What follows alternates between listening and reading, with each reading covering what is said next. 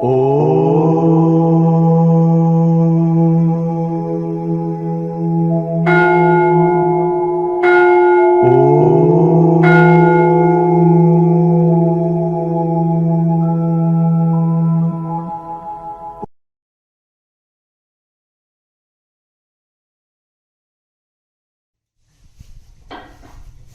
నిలకడలేదంటే ఏం చేయాలి చెప్పండి. మీరు ఏ ఏ సాధనలని ఫాలో అవుతున్నారు, ఏ పరంపరని ఫాలో అవుతున్నారు, ఏ ఋషి పరంపర ఫాలో అవుతున్నారు, ఏ సాధన ఫాలో అవుతున్నారు, దానికి ప్రమాణం ఏంటి, ఏ ఋషి చెప్పారు, ఏ శాస్త్ర ప్రమాణం. ఆ ప్రమాణం లేకుండా గాలిలో దీపం పెట్టినట్టు ఏదో ఆ టీవీలో చూసినాం, యూట్యూబ్ ఛానల్లో చూసినాం, టీవీలో చూసినాం, లేకపోతే ఆ పుస్తకాలు చదివి వచ్చిన ఏదో ఒక సెంటర్ పెట్టుకున్నాడు అక్కడికి పోయి విన్నాము చేసినామంటే మరి ఇలాగే ఉంటుంది. అది మీరు ఏడ నేర్చుకున్నారో ఆడ అడిగితే మంచిది. అవునా? అర్థం కదా. అక్కడ అడిగితే ఆయన సజెస్ట్ చేస్తాడు, గోడకాన్ని నిద్రపోమంటాడు. హాయిగా అట్లా ఆ గోడకాన్ని నిద్రపోయే కదా ఈడ నొప్పి ఆడ నొప్పి, శరీరంలో ఈ తెక్కే, శరీరంలో మంటలు పుట్టే, ఇది పెట్టే, అది పుట్టే అని అంటే ఇవన్నీ అస్తవ్యస్తంగా చేస్తారు. అర్థం కదా. స్పిరిచువాలిటీ ఓన్ మైండ్ పనికిరాదు. ఆధ్యాత్మికంలో సొంత ప్రయోగాలు కుదరదు. ఒక ఋషులను ఫాలో అయితే చాలు. క్రియాయోగం అనేది చాలా ఋషి పరంపర, చాలా శాస్త్రీయమైంది. దీన్ని ఫాలో అయితే మన జన్మ ధన్యం. ఒక యోగి ఆత్మకథలో ఆ గురువులంతా వాళ్ళంతా కూడా ఒక గృహస్థాశ్రమంలోనే ఉన్నారు. అందరూ ఎంప్లాయీస్ గా ఉన్నారు. వాళ్ళు కలకత్తా నగరంలో, కాశీ నగరంలో, మహానగరాలు పూర్వం, అప్పటికే అవి నగరాలు. మరి అప్పుడు ఆ మహానగరాల్లో వాళ్ళు మరి అంత సిద్ధి ఎట్లా పొందారు? అన్నం తినకుండా జీవించారు, గాలిలో ఉండి ధ్యానం చేసుకునేది, 2-3 శరీరాలతో వెళ్ళిపోయేది. అంటే సిద్ధి ఎట్లా పొందారు వాళ్ళు? వాళ్ళేం ప్రదర్శన కోసం చూపెట్టాలి, వీళ్ళు గొప్ప చెప్పుకోవడమే, వాళ్ళేం చెప్పుకోలే. మరి ఆ స్థితి, అంత గొప్ప స్థితి ఎట్లా అనుకున్నారు? లారీ మాసే ఒక గృహస్థాశ్రమంలో ఉండి డాక్టర్లను అంతా ఆట పట్టించేవాడు. నువ్వు సైన్స్ సైన్స్ అంటున్నావు ఇక్కడ, నీ సైన్స్ అన్నం తినకపోతే జీవిస్తారా?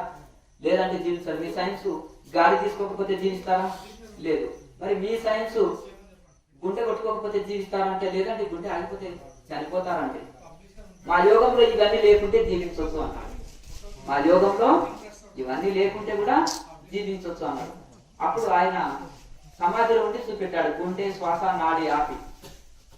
అర్థం కదా. 10 రోజులు ఏ ఆహారం తీసుకోకుండా కూడా చూపించాడు. గుండె చిన్న కాలం ఆగిపోతే సైన్స్ ప్రకారం జీవించలేదండి అని అప్పుడు సైంటిస్టులంతా ఆయన శిష్యులుగా మారారు. స్వాతంత్ర సమర యోధులో సగం మంది రాయలమాసే శిష్యులే వాళ్ళంతా. ఎందుకంటే ఇది ప్రాక్టికల్ సైన్స్ అండి. సైన్స్ ని క్రాస్ చేస్తే ఒక యోగం ద్వారానే సాధ్యం, మిగతా మార్గాల్లో సాధ్యం కాదు. ఐన్స్టీన్ గారు కూడా అన్నారు, సైన్స్ కందని ఎన్నో సూక్ష్మ విషయాలు ఉన్నాయి. ఎలక్ట్రాన్ న్యూట్రాన్ వరకే తెలుసుకుంటాం, అణువు పరమాణువులే తెలుసుకుంటాం సైన్స్ ద్వారా. అంతకంటే సూక్ష్మ విషయాలు అతీంద్రియ జ్ఞానులైన ఋషులు భారతదేశంలో ఉన్నారు, వాళ్ళు తెలుసుకోగలుగుతారు. ఒక ఋషికి సాధ్యమవుతుంది, ఒక ఆధ్యాత్మికంలోనే సాధ్యమవుతుంది అనేది ఐన్స్టీన్ గారు చెప్పారు. మరి ఐన్స్టీన్ ఫాలో అయితే మేము ఆయనని గ్రంథాలు చదువుతాం, సైన్స్ గొప్ప అనే వాళ్ళకు దీని వల్ల తెలుసుకోవాలి. ఇంకొకటి, ఒక హాస్పిటల్కి వెళ్ళినప్పుడు 5 సంవత్సరాలు 10 సంవత్సరాలు అయినా కానీ సంతానం కలగట్లేదు.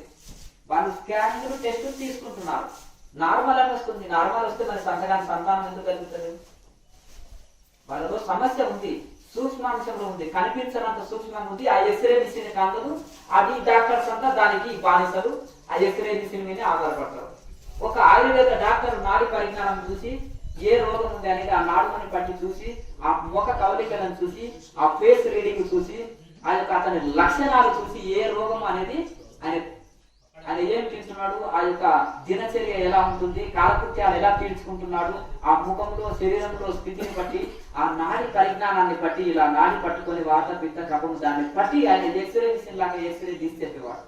ఈ ఎక్స్రే మిషన్ కూడా ఎంతవరకు అందుకుంటుంది?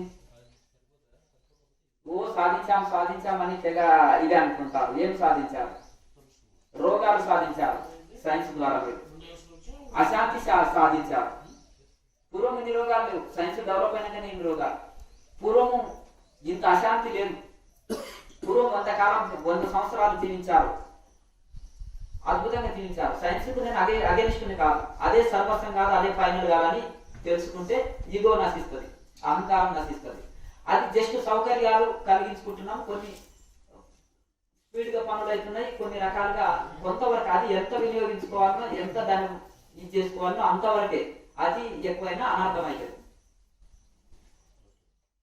వాహనాలు అంటారు మరి పొల్యూషన్ పెరగలే ఎంత ఎఫెక్ట్ అవుతుంది, ప్రకృతి ఎంత నష్టం అవుతుంది, అంతే కదండి. అట్లా ఇప్పుడు దానికి ఈ ఆధ్యాత్మిక మార్గంలో యోగ మార్గంలో సైడ్ ఎఫెక్ట్లు ఉండవు, అలాగే ఎటువంటిది హాని జరగదు, ప్రకృతిని రక్షించబడుతుంది, శారీరకంగా మానసికంగా పొల్యూట్ అవ్వరు.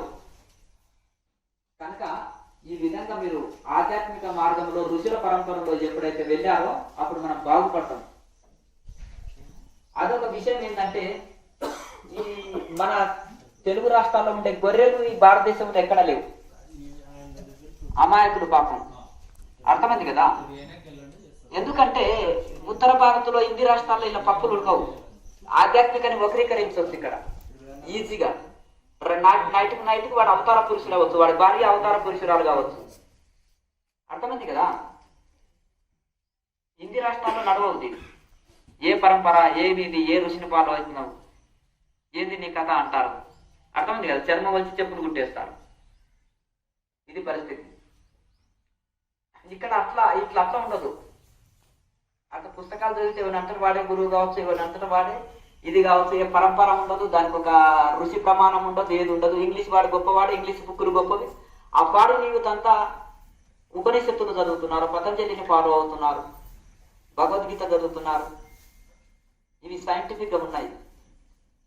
మాది సైంటిఫిక్ అదే, ఇవి మాది అర్థం పర్థం లేని ఆఫ్ మైండ్ వాళ్ళు రాసినవి, బుర్ర లేని వాళ్ళు రాసినవి, దానికి ఒక సైంటిఫిక్ లేనిది ఊహాగానాలు అనమాట.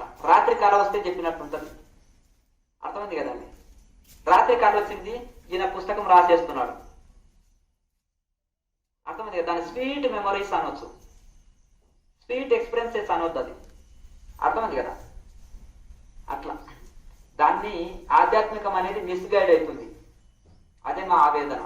ఆధ్యాత్మికం అనేది రాంగ్ వేలో వెళ్తుంది, తప్పుడు దారిలో వెళ్తుంది, పతనావస్థలో ఉంది. ధ్యానం చేస్తుంటే ఆరోగ్యం బాగుండేది పోయి ఆరోగ్యం చెడిపోతుంది, మెమరీ పవర్ పెరిగేది మెమరీ పవర్ లో అవుతుంది. అలాగే నానా రకాల అలజడి వస్తుంది, నానా రకాల మనసులు ఆరోగ్యాలు ఉన్న వాళ్ళు కూడా ఆరోగ్యాలు చెడిపోతున్నాయి, అర్థమైంది కదా. ఒక ఆయన అంటుంటే ఈ ధ్యానంలో లాగినప్పుడు సిమ్ము ఉండేదండి, ఎంత బక్కగా ఉండేది, ఇళ్ళంగా బాగా 100 కిలోలు అయినానండి ధ్యానం చేసుకుంటే. అంటే మరి తప్పుడు దారిలో ధ్యానం వెళ్తుందా లేదా, అర్థమైంది కదండి. నేను ధ్యానంలో రాకముందే ఆరోగ్యంగా ఉన్నానండి అంటే, రోగాలు పెరిగిపోతున్నాయంటే అది రంగుదారిలో వెళ్తున్నట్టే కదా. కనుక దాన్ని కొద్దిగా ఆలోచన చేసి ఋషుల మార్గంలో నేర్చుకొని ఋషుల మార్గంని ఫాలో కాండి, ఋషుల మార్గం సాధన చేయండి. దీనికి ఏం ఖర్చు అవుతుంది, ఏమైనా రూపాయి ఖర్చా, ఏమండి ఖర్చు లేదు, ఆడంబరం లేదు, ఏమిది లేదు. మిమ్మల్ని ఏమైనా ప్రచారానికి వాడుతున్నారా, అందరూ ప్రచారం చేయండి, ఇది గురువు గారి ఆర్డర్, ఎంత డొనేషన్ కలెక్ట్ చేయాలి, పిచ్చోళ్ళ లాగా చందాపు గురించి ఊరు తిరిగి ఇది మీకు డొనేషన్ వసూలు చేసుకొని వస్తే మోక్షం వస్తుంది, నా ఆజ్ఞ పరిపాలిస్తే నేను చెప్పినట్టుంటే మీకు మోక్షం వస్తుంది, ఏమైనా ప్రచారం చేయండి మోక్షం ఇస్తాను, చందా ముగ్గులు పెట్టి డొనేషన్లు కలెక్ట్ చేయండి, ప్రపంచం అంతా దోమ రక్తం పిండినట్టు గుంజేయండి మొత్తం, అర్థమైంది కదండి. అట్లా ఏం లేదు కదండి. లేకపోతే ఏదైనా కోటీశ్వరుడు నువ్వు రాముడు అవతారం ఆయన గెలువరుదా అని ఓ పురమాలు వేసి నన్ను 20 కోట్లు రాసేస్తాడు డొనేషన్, అర్థమైంది కదండి. ఎవరు ఈ లోపల ఆయనకు ఏదో ఈగో తగ్గించుకొని వస్తే ఆయనకి ఈగో పెంచుతున్నాం మనం, అర్థమైంది కదా. ఇది పరిస్థితి. మనం వాళ్ళకి మనకి ఎందుకంటే ఇంకా నేను దీనుని అది భక్తి మార్గంలో బెస్ట్, ఇంకా నేను దీనుని నాకేం తెలియదు అజ్ఞాన స్థితిలో ఉన్నా, ఇంకా నేను జ్ఞానం పొందాలి మోక్షం పొందాలని ఒక శరణాగతి అని ఒక సిలిండర్నెస్ అన్న ఉంటుంది భగవంతుడికి, అర్థమైంది కదా. ఇటు పురుషుడైన లాభం, ఇటు స్త్రీ అయిన లాభం, ఇంకా అటు ఇటు కాకపోతే దేనికి పనికిరాదు, అర్థమైంది కదా. ఇప్పుడు అటు భక్తి మార్గంలో ఉంటే ఒక సెలెండర్నెస్, ఒక శరణాగతి ఉంది. అటు ఒక జ్ఞానుల్లాగా బ్రహ్మజ్ఞానంలాగా ఉంటే అటు ఒక బ్రహ్మజ్ఞానం ఉంటుంది, అంతా నా స్వరూపమే అనే స్థితిలో ఉంటాం. మనం అటు ఇటు కాకుండా అయిపోతాం. ఇది కనుక ఈ ఆధ్యాత్మిక మార్గంలో మనం చాలా జాగ్రత్త అయ్యి, ఇది ఋషి పరంపర ఉందా, ఇది ఋషులను ఫాలో చేస్తున్నారా, ఏ పరంపర ఏ ఋషిని చెప్పాడు, ఇది కరెక్ట్ వే ఉందా అని ఆలోచించుకొని ఆ మార్గంలో నడవండి. ఏదైనా ఉండండి ఋషి పరంపరలో ఉండాలి. ఏ సాధన ఉండని, ఏ గురువు ఉండని, ఋషి పరంపరని ఫాలో అయితే మన జీవితం ధన్యము. లేదంటే బూడిదలో పోసిన నెయ్యిలాగా. అగ్నిలో వేసిందంటే హోమం అయింది, బూడిదలో పోస్తే ఏమవుతుంది? నెయ్యి. లాభం లేదు కదా. అంటే ఈ ప్రపంచం అంతా బిజినెస్ లో చీటింగ్ చేస్తారు, అవునా? ప్రతి మార్గంలో చీటింగ్ ఉంటది కదా. ఈ స్పిరిచువాలిటీలో 90% చీటింగ్ ఉంది. ఇప్పుడు అర్థమైంది కదా. ఒక అబద్ధమే కదా, ఆడితే పోయింది, సొమ్ము పోయిందే ఉంది. ఏమయ్యా, ఇప్పుడు నేను మీతోటే మాట్లాడుతున్నా, నేను హిమాలయంలో ఒక ఋషితోటి మాట్లాడి వచ్చినాను చెప్తే పోయిందే ఉంది. చెప్తే నమ్ముతారా కదా. మనల్ని ఎవరైనా కొంతమంది ఫాలో అవుతున్నారు అనుకో, వాళ్ళని చీటింగ్ చేయడం నిమిషం పట్టదు. అర్థమైంది కదా. అర్థమైంది. నేను ఇట్లే మిమ్మల్ని అలవాటు చేసిన అనుకో, ఇది నేను చెప్తూ పోతుంటే మీరు కూడా అలాగే అంటుంటారు. ఏది అర్థమైంది కదా. నేను తింటుంటే నేను తింటున్నా, ఏమండి మీరు కరెంటు పోతే పక్కకు కలుపుతున్నారు ప్లేట్ వదిలిపెట్టంటే, లేదు హిమాలయన్ మాస్టర్స్ వచ్చిండ్రు, నేను వాళ్ళతో మాట్లాడుతూ ప్లేట్ పక్కన మట్టిలో కలుపుతున్నాను, బండ మీద కలుపుతున్నాను. అర్థమైంది కదండి. ఇట్లా అసత్య దోషము మనకు తగులుతుంది. కళల్లో విహరిస్తే మనకేం లాభం లేదు. పగటి కళలు అంటారు. 2వ తరగతి పాస్ కాలే ఆయన ఐఏఎస్ ఆఫీసర్ అంటే అయినట్ట. మావాడు పగటి కళలు కంటాడు, ఏ పని చేయడు. ఏ పని చేయడు. ఏంటిదంటే పగలు ఉంటే నేను చూడు ఒక సినిమా యాక్టర్ని అవుతాను, ఒకటి డిజైనర్ అవుతాను, ఒక బిజినెస్ మ్యాన్ అవుతాను, నేను చూడు అని అంటారు. ఊరికే తల్లిదండ్రులకి మస్తు కొట్టి ఏదో కాలక్షేపం చేస్తుంటారు చూడు కొంతమంది. ఈ చదివితే ఏమొస్తుంది, నేను బిజినెస్ చూడు గొప్ప, నేను బిల్ గేట్స్ కంటే గొప్పవాడిని అయితే కొంతమంది కోతలు కోస్తుంటారు చూడండి. అంతేనా కదండి. దీంతో మనకు లాభం ఏం లేదు. మన రాత్రి కళ వచ్చింది కోటీశ్వరుడు అయినట్టు, ఉదయం చూస్తే బీదవాళ్ళుగానే ఉన్నాం. కళల్లో విహరించడం అంటారు. ఈ పగటి కళలతోటి ఆధ్యాత్మికంలో ఏమి 0 లాభం లేదు, 0 లాభం లేదు. కనుక మనము ఇంకా ఏం పొందలేదు, ఇంకా ఏదో సాధించాలనే ఒక తపనతోటి, ఒక హిమాలయంలో 40-50 సంవత్సరాలు తపస్సు చేసిన వాడు నేను ఏం తెలియనయా అజ్ఞానిని, నేను భగవంతుడికి దాసుని అంటారు. అర్థమైంది కదా. మన తెలుగు రాష్ట్రాల్లో ఏం రోగం ఉందంటే 2 రోజులు కాదు ధ్యానంలో, అప్పుడే హాస్టల్ ట్రావెలింగ్ చేస్తారు, అప్పుడే సూక్ష్మయానం చేస్తారు, అప్పుడే బాడీ హీలింగ్స్ చేస్తారు, అప్పుడే స్కానింగ్స్ చేస్తారు, అప్పుడే శక్తిపాతం ఇస్తారు, ఎనర్జీ పాస్ అంట. ఒక ఆయన బిగ్గర పట్టుకున్నారు. మొగోళ్ళు అయితే బాగుంటుంది, ఆడవాళ్ళు మొగోళ్ళు. ఇదేంటిదంటే ఈయన మాస్టర్ అండి, మేము మొన్న నేర్చుకున్నాము, ఈయన ముద్దిచ్చినా మాకు ఎనర్జీ పాస్ అవుతుందండి. అర్థమైంది కదండి. అర్థమైంది కదా. ఆయన ఒకటే కోరుకుతున్నాడు, కిందికి వెళ్ళి పైకి వెళ్ళ. ఇంకొక ఆయనకైతే 20 మంది ఆడవాళ్ళు ఒకటే పిసుకుతున్నారు, మీ గురువు గారికి కాళ్ళ నొప్పులు అన్నాను. లేదంటే ఎనర్జీ పాస్ అవుతుంది అని కాళ్ళు పిసికితే. అర్థమైంది కదండి. ఒక ఆయనతోటి భలే కొరికించుకుంటారంట. అర్థమైంది కదా. ఎవరికన్నా ఈ ఒక మాస్టర్ అవతారం ఎత్తితే భలే ఉంటే బాగా ఎంజాయ్ చేయొచ్చు అండి. అర్థమైంది కదా. మీ కోరికలన్నీ తీర్చుకోండి. మందు కొడుతున్నాడు మాస్టర్ అంటే మనసు బాగాలేదు ఆయన, అప్పుడప్పుడు వాడవచ్చు. మాంసం వద్దంటే ఇక మాస్టర్ని వాడుతున్నవి ఏంటంటే, సండే రోజు మా పిల్లలు ఒప్పుకోరు, వాళ్ళకో వంట మాకో వంటనా, ఈ పూట కానీలే. అర్థమైంది కదా. ఈ పూట కానీ మళ్ళీ రేపటి నుంచి ఏం వాడను. అర్థమైంది కదండి. అప్పుడు అది పరిస్థితి ఇట్లా ఉంటుంది. ఇట్లా అంటే సంఖ్య బాగా పెంచవచ్చు. ఇక జనాలు రాండ్రి నాయన ఎంజాయ్ చేయండి అంటే మంచిగా బ్రహ్మాండంగా అవుతారు. ఓషో ఆశ్రమం దాకా చేసేయచ్చు. అర్థం. సంసారాలు నిలవు, సంసారాలు కూలిపోతాయి. దీంతో ఏం నేర్పినట్టు, గురువు నిలబడి మూత్రం పోస్తే శిష్యుడు పరిగెత్తుతూ పోతున్నట్టు గేదె పోస్తుంది చూడండి. అవునా కదా. మాస్టర్ అనే గురువు అనేవాడిలోనే 1% మిస్టేక్స్ ఉంటే సామాన్యుడు 100 తప్పు చేస్తాడు.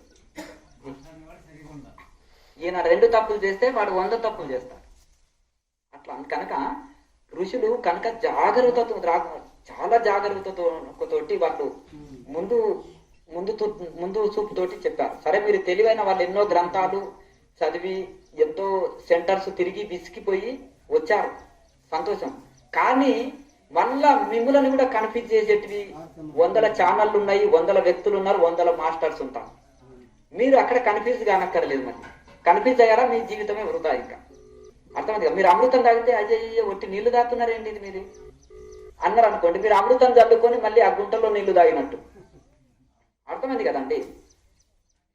అమృతం దొరికిందని మీకు తెలియదు, మీ దగ్గరికి అమృతం అయితే వచ్చింది, అర్థం అది అమృతం అని తెలియదు. అయ్యో అది పాత్ర అక్కడ పెట్టాయి, నేను ఇస్తా అమృతం అని వాడు ఉప్పు నీళ్ళు ఇచ్చాడంట. ఏదో ఉప్పు ఉందంటే అందులో కొంచెం ఉప్పు కలిసిందిలే అమృతంలో.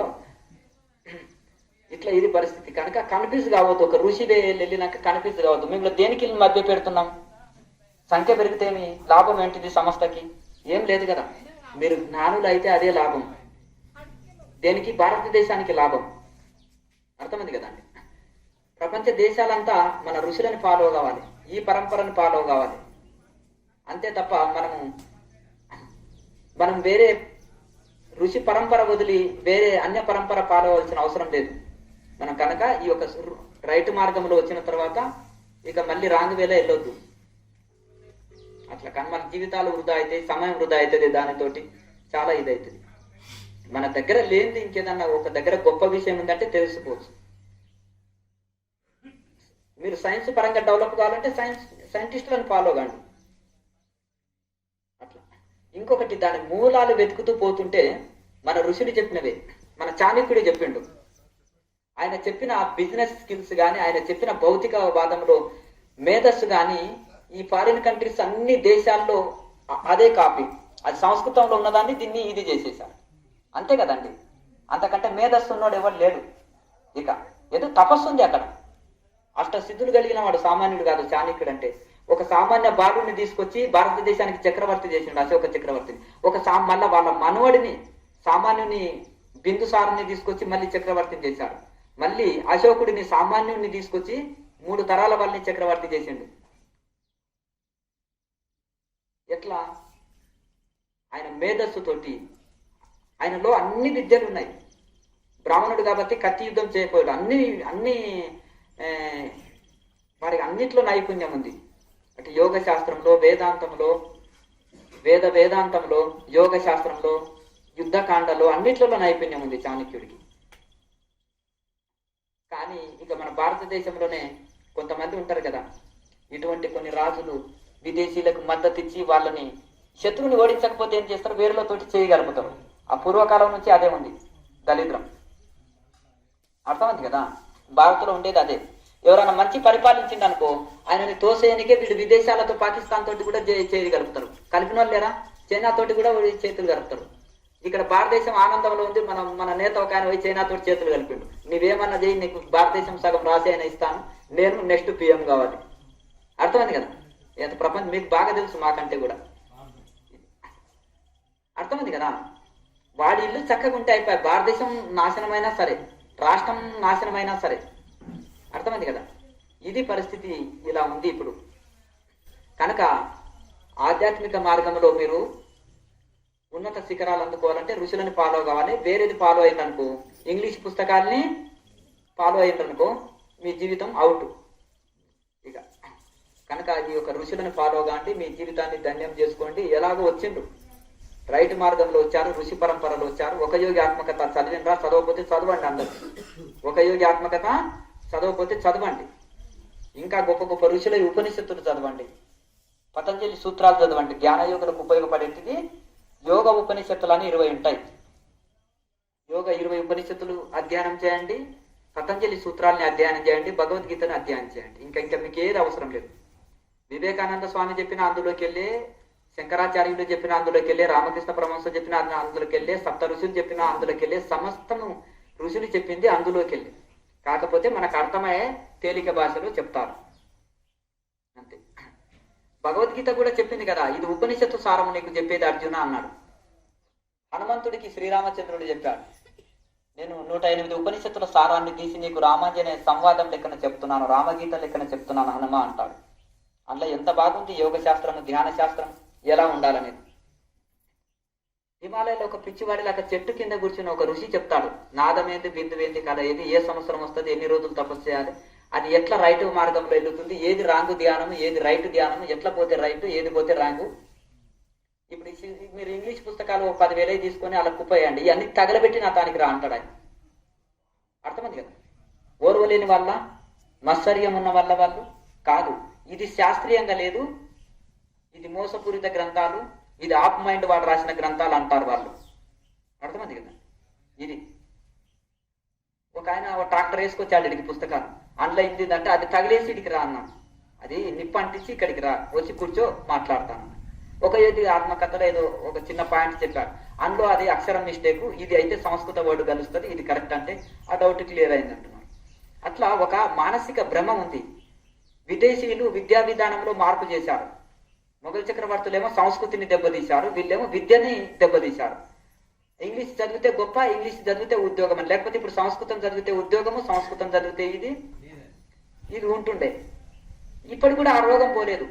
ఆ ఒక యోగి ఆత్మకథ కూడా ఎందుకు ఒప్పుకుంటున్నారంటే ఆయన తెలుగులో రాయలే, 30 సంవత్సరాలు ఫారిన్ కంట్రీస్ లో ఉండి ఆటోబయోగ్రాఫ్ ఆఫ్ ఏ యోగి అని ఇంగ్లీషులో రాశాడు. అది మూల గ్రంథం ఇంగ్లీషు నుంచి మళ్ళీ ఎన్నో 100 భాషల్లోకి రిలీజ్ అయింది. Livings the with Himalayan masters అనేది అది కూడా మూల గ్రంథం ఇంగ్లీషులో రాశాడు స్వామిరామ్. తర్వాత దాన్ని తెలుగులో హిమాలయ పరమ గురువులతో జీవనం అని ఇంకా రకరకాల అన్ని 100 భాషల్లోకి వచ్చింది. అర్థమైంది కదా? అంటే దీన్ని బట్టి చూడు, ఒక్క ఋషి బుక్ ఒప్పుకుంటలేరు వీళ్ళు, ఒక్క ఋషిది ఒప్పుకుంటలేరు అంటే దీని అర్థం అదే కదా. ఇప్పుడు అది రాసిన వాళ్ళు ఏదో భారతదేశంలో ఓ పరంపర ఉంటది, దానికి ఒక గుర్తింపు ఉంటది కదా, అంతే కదా. అది ఎక్కడో తెలియని వ్యక్తుల పేర్లు, తెలియని ఇది ఒక శాస్త్రీయత లేని గ్రంథాలని చదివి నీకు డౌట్ ఉంటే అది చదువు, నీ డౌట్ ఉంటే ఇది ఆయన ది గ్రేట్ మాస్టర్, ఈయన ది గ్రేట్ మాస్టర్ అని అంటే ఎట్లా? మన ఋషుల కంటే గొప్ప వాళ్ళ చెప్పండి. వాళ్ళకు ఒక్కొక్కరు ప్రవక్త ఉంటే మన మన మన ఋషులందరూ ఒక ప్రవక్తలే. ఋషులంతా ఒక ప్రవక్తలే. 30 సంవత్సరాల కింద కూడా భారతదేశంలో 1000 మంది సిద్ధ గురువులు ఉన్నారు, అష్ట సిద్ధులు కలిగిన వాళ్ళు ఉన్నారు. ప్రతి ప్రాంతంలో ఉన్నారు. ఈ ప్రాంతంలో 10 మంది ఉన్నారు. ఇదే ప్రాంతంలో మామూలు రైతుల్లాగా వ్యవసాయం చేసుకుంటూ ఎన్నో సంకీర్తనలు రాశారు. యోగ మార్గంలో నీళ్లలో ధ్యానం చేసేవాళ్ళు, నీళ్ళ అడుగు భాగంలో చెట్టుకు అలా ఉండి వేలాలు ధ్యానం చేసేవాళ్ళు. అటు సిద్ధ పురుషులు ప్రతి జిల్లాలో, ప్రతి రాష్ట్రంలో, భారతదేశం అంతా ఉన్నారు. ఇప్పటికి ఉన్నారు. సామాన్యులకు కనిపించవు, టీవీ ఛానల్లో కనిపించవు. అర్థమైంది కదా? ఈ హైటెక్ గురువులకు కనిపించారు వాళ్ళు, అటువంటి వాళ్ళు. అర్థమైంది కదా?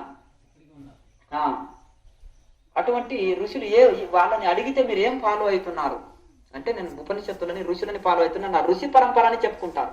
మీ గోత్రాలలో ఒక ఋషి ఉన్నాడు. ప్రతి ఇంటికి గోత్రాల్లో చూడండి ఒక్కొక్క ఋషి పేరు చెప్పుకుంటున్నారు. మేము ఋషి సంతతని మీరు చెప్పుకుంటున్నారు. మరి అంటేనే కదా, ప్రశ్నించేవాడు లేక అడిగేవాడు లేకనే కదా వీళ్ళందరినీ శంకరాచార్య ఉంటే జైల్లో పెడుతుండే, తీసుకుపోయి ఒక్కొక్కడిని కారం మెతుకులు పెడుతుంది. శంకరాచార్య అంటుంది కదా, పరంపరలో లేకుండా ఎవరంతటా వాడు అవతార పురుషుడిగా క్రియేటివ్ చేసుకొని ఎవరంతటా వాళ్ళు ఇట్లా పేరు సంస్థలు పెట్టేసి తీసుకుపోయి జైల్లో పెట్టేసింది శంకరాచార్య. ఒక ఋషి దగ్గర 12 సంవత్సరాలు శిక్షణ తీసుకొని అక్కడ ఇంత సాధన చేసి ఆ గురువు అనుమతిస్తే వచ్చి వ్యాప్తి చేసేవాళ్ళు. ఇప్పుడు ఇప్పటికైనా వైద్యం సొంతం చేస్తే ఎవరికైనా ఎఫెక్ట్ తీసుకుపోతే జైల్లో పెడతారా వైద్యుని? ఏ వైద్యుని? ఆయుర్వేద వైద్యుని. అందులో ఆయుర్వేదంలో డాక్టర్ చదివి వచ్చి శిక్షణ ఇచ్చే వాళ్ళని, తీసుకునే వాళ్ళని, వాళ్ళకు ఇది ఉంటుంది కనుక మరి ఆ యొక్క శంకరాచార్యులు అందుకనే ఒకటి ఏర్పాటు చేశారు. ఆ కాలంలో ఎవరైతే ఉన్నారో భ్రష్టు పట్టిస్తున్నారో ఈ సంస్కృతిని, వాళ్ళందరినీ చైనాకు తరిమారు. ఇప్పుడు ఎవరు ఉన్నారు, ఎక్కడ ఉన్నారా అంటే చైనా, టిబెట్ బార్డర్లో ఉన్నారు వాళ్ళంతా. మళ్ళా అది ఈ ముసుగులో వస్తున్నారు ఒక్కొక్కరు. అర్థమైంది కదా? ఇప్పుడు మీ సంస్కృతి దెబ్బతీయాలంటే మీరు పనికి వెళ్ళినప్పుడు ఇంటికాడ అమ్మగారు ఏడుస్తూ కూర్చుంటారు కదా, బాధల్లో ఉన్నది. మీరు ఎన్ని దేవుళ్ళకు మొక్కితే మీకు ఏం లాభం అయ్యా అంటేనే కదా, మా ప్రకారం రాండి, మా ప్రభువుని నమ్ముకోండి, మీకు అన్ని పోతాయని ఇది చేసే వరకు తెలవక ఈమె పుట్టలో పడిపోతుంది. మెల్లగా ఇక ఈమె అన్ని తీసేస్తుంది, బొట్టు బోనము విగ్రహాలు తీసేస్తుంది. మొత్తం ఇది చేసే వరకే ఈయన కాళ్ళు పట్టుకున్నా వినదు. ఆమె మురిపోయింది, ఇన్ని రోజులు ఇన్ని గుళ్ళకి తిరిగితే మనకేమొచ్చిందయా ఇదేదో అంటాడు. మెల్లమెల్లగా ఇంకా ఆ బాధ పోరు ఏగలేక ఇంట్లో గొడవలు అవుతున్నాయని అతను కూడా మత మార్పిడి జరుగుతుంది. జరిగిన తర్వాత ఏమైతుంది ఇక్కడ, మెల్లమెల్లగా ఇది జరిగిన తర్వాత దశమ భాగాల్లోకి వస్తుంది.